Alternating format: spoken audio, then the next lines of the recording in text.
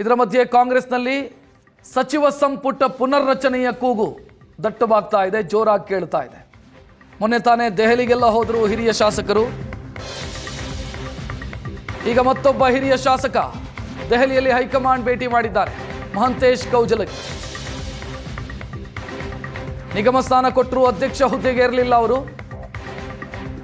ರಾಜ್ಯ ಹಣಕಾಸು ಸಂಸ್ಥೆಯ ಅಧ್ಯಕ್ಷ ಸ್ಥಾನ ನೀಡಿ 1 ವರ್ಷ ಆಯಿತು. ಸಚಿವ ಸ್ಥಾನಕ್ಕೆ ಪಟ್ಟು ಹಿಡಿದು ನಿಗಮ ಸ್ಥಾನವನ್ನ ಕೂಡ ಸ್ವೀಕರಿಸಿಲ್ಲ. ಸಚಿವ ಸ್ಥಾನಕ್ಕಾಗಿ ಎಐಸಿಸಿ ಅಧ್ಯಕ್ಷ ಮಲ್ಲಿಕಾರ್ಜುನ್ ಖರ್ಗೆ ಮತ್ತು ಸುರ್ಜೇವಾಲಾ ಅವರನ್ನು ಭೇಟಿಯಾಗಿದ್ದಾರೆ.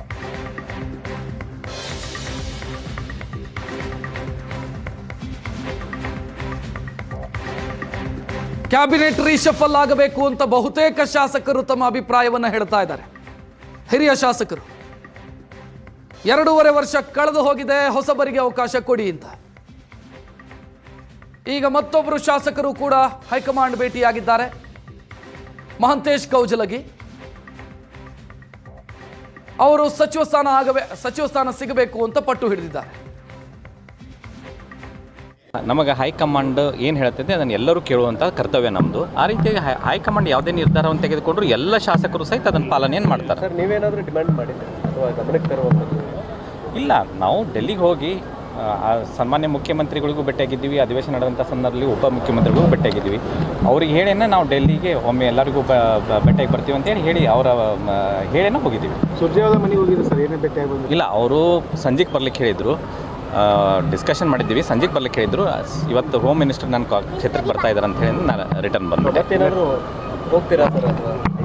ಇಲ್ಲ, ಏನು ಹೇಳ್ಬೇಕನ್ನೋದು ಹೇಳಿ ಭೇಟಿಯಾಗಿ ರಿಕ್ವೆಸ್ಟ್ ಮಾಡ್ಕೊಂಡು ಬಂದಿದ್ದೀವಿ.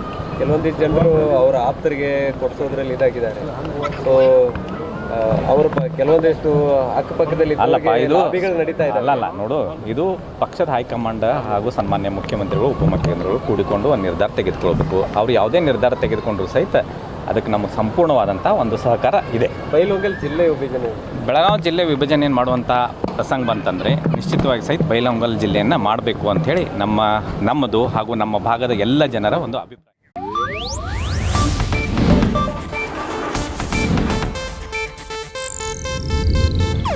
ಇದು ಏಷ್ಯಾನೆಟ್ ನ್ಯೂಸ್ ನೆಟ್ವರ್ಕ್ ಪ್ರಸ್ತುತಿ.